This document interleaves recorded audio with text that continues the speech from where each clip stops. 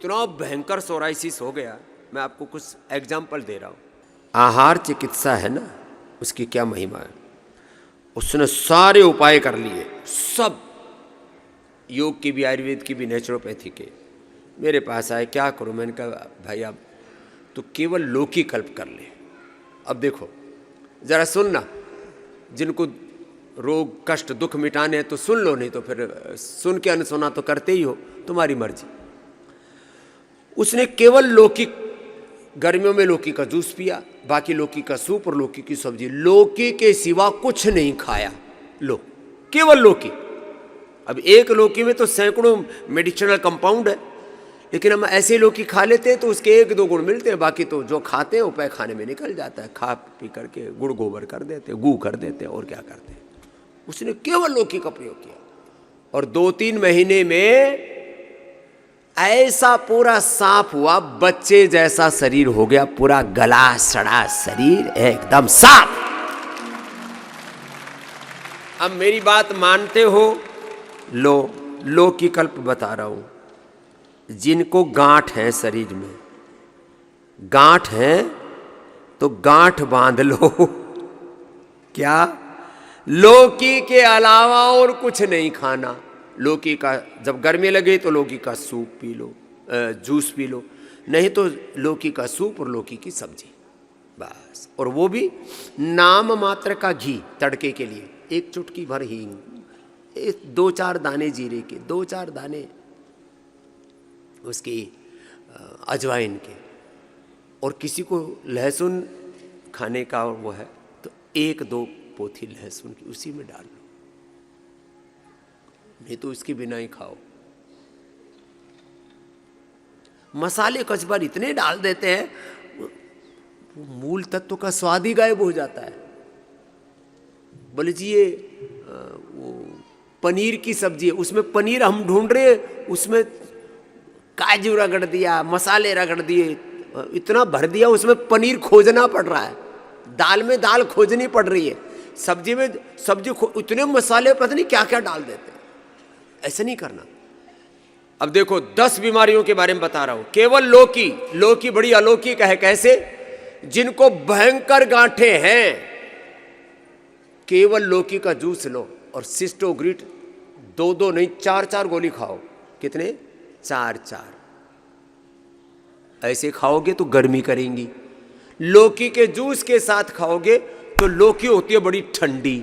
सिस्टोग्रिट और सिस्टोग्रिट डायमंड, काचना, गुगुल, वृद्धिवादी कावटी होती है गर्म, वो सारी गर्मी मार देगी लौकी, और सारी गांठ ऐसे घुल जाएगी जैसे लोहे को 500-700 डिग्री टेम्परेचर पर जब उबाल देते हैं तो लोहा क्या बनता है?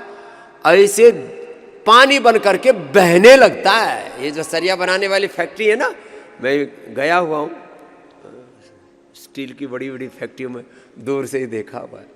एक बार तो यहाँ क्या कहते हैं, सेल वालों ने बुला लिया मुझे कैंप के लिए। मैं गया, देखा तो ऐसे पानी की तरफ बह रहा, लाल लाल। मैंने कहा ये क्या बह रहा? बोले लोहा बह रहा है, उसको गला दिया।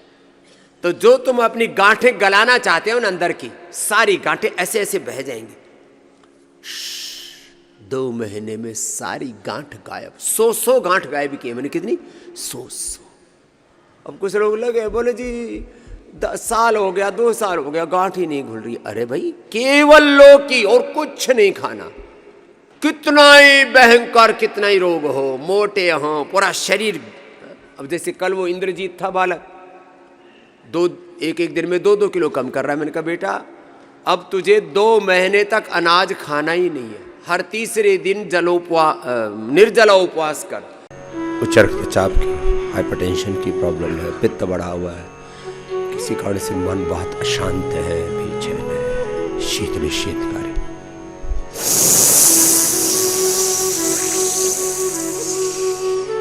पित्त के प्रशमन के लिए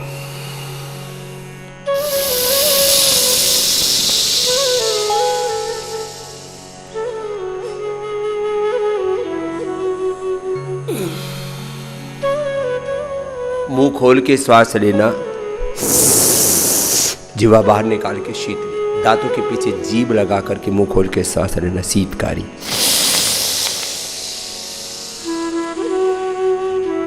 मन की प्रशांति के लिए, अंतर्मुखता के लिए। अच्छा, फिर अनुलोम विलोम।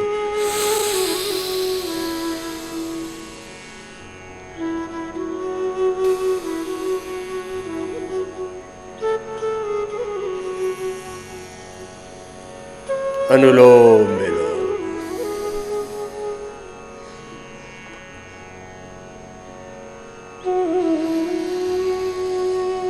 लगभग 5 सेकंड में श्वास लेना है। 5 सेकंड में श्वास, जितना धीरे ही करेंगे उतना ही अधिक लाभ। अब अनुलोम विलोम प्राणायाम से 72 करोड़ 72,72,10,201 नाड़ियां, अष्टचक्र, नवद्वार, 37 ट्रिलियन सेल्स, सब कुछ ऊर्जा से आप्लावित हो जाते हैं। हम भगवान के आशीषों से, प्रकृति परमेश्वर के आशीषों से, अदृष्ट अमूर्त जो दिव्य शक्तियां हमारे चारों ओर विद्यमान है, उन दैवी शक्तियों से अभिषिक्त हो जाते हैं, अनुग्रहित, उपकृत हो जाते हैं, आप्लावित हो जाते हैं। अनुलोम विलोम वैसे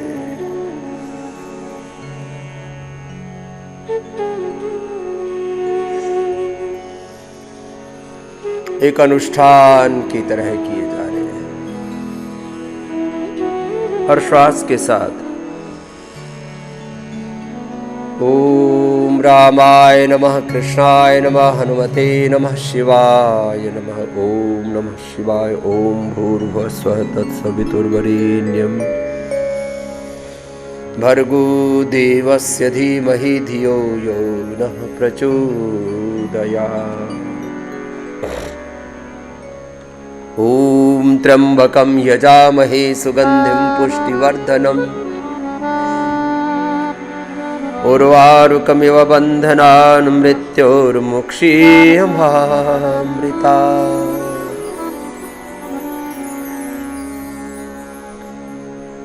रामाय रामभद्राय रामचंद्राय वेधसे रघुनाथाय नाथाय सीतायाः पतये नमः। कृष्णाय वासुदेवाय हरये परमात्मने प्रणतः क्लेशनाशाय श्री गोविंदाय नमो नमः।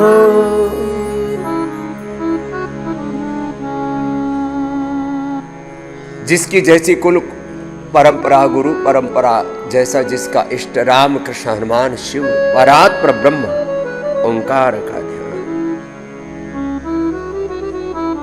सगुण साकार रूप में, निर्गुण निराकार रूप में भगवान का अस्तित्व तो पूरा ओतप्रोत है। स ओतस्य प्रोतस्य प्रजासु जिह्वाव ब्रह्मणः रूपे मूर्तं च ब्रह्मविदं वदन्ति।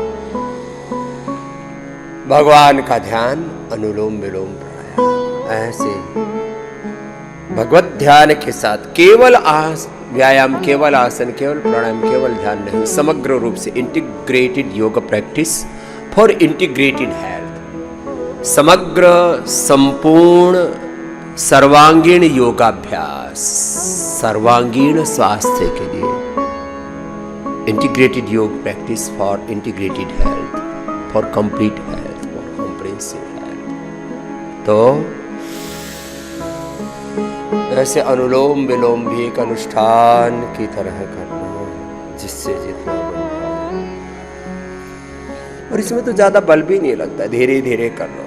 थोड़ा थकान हो तो दूसरा हाथ ऐसे लगा लेना, कुर्सी पर बैठ के कर लेना। लेटे लेटे हमने करवाया लोगों से, लेटे लेटे लोग बैठने लगे, चलने लगे, जीवन का रूपांतरण हो गया।